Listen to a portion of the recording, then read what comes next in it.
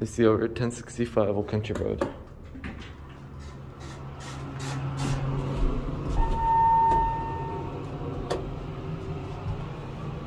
This is formerly a Dover, I'm pretty sure with the black buttons, but I got a Thyssenkrupp mod. Here we go.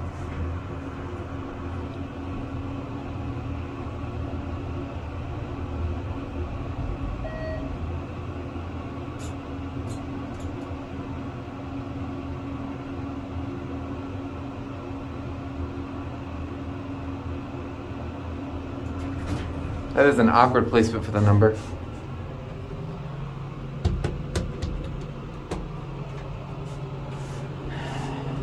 This is, look, you can tell by this door, this was an old Dover. I think Pine Power LI has a video. New interior, I think? No, maybe not. No, I think it is. The number placement in the indicator is awkward for a Thyssenkrupp. I've never seen one like that.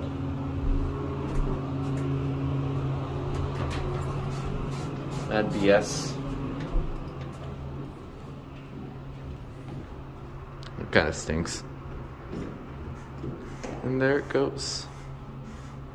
Please mind the doors to close. And there it goes.